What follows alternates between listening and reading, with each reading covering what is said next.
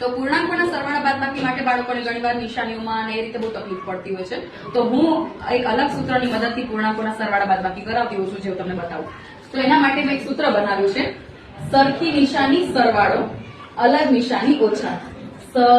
સરખી નિશાની તો સરવાળો અને અલગ નિશાની તો ઓછા. તો જો એક ઉદાહરણ દ્વારા સમજીએ. માની લો કે અહીંયા પેલી રકમ છે -5 -3. તો બંનેની નિશાની કેવી છે? સરખી. તો શું થશે? સરવાળો. 5 ને 3 તો કે 8.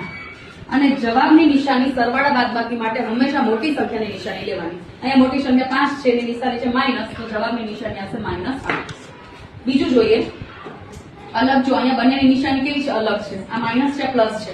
તો શું થશે? અલગ નિશાની ઓછા. અલગ નિશાની ઓછા એટલે 10 માંથી 6 બાદ કરવાના. તો કેટલા આવે? 4. અને જવાબની નિશાની હંમેશા મોટી સંખ્યાની. મોટી સંખ્યા કેવી છે? માઇનસ. તો જવાબ શું આવશે? માઇનસ.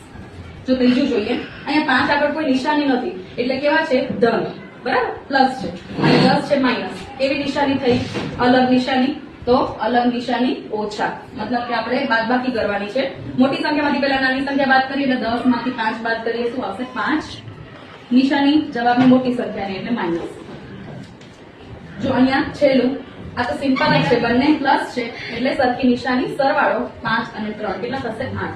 તો આ રીતે જો તમે પૂર્ણાંકોના સરવાળાને બાદબાકી કરાવશો તો બાળકોને ખૂબ સરળતાથી સમજાઈ જશે. Thank you.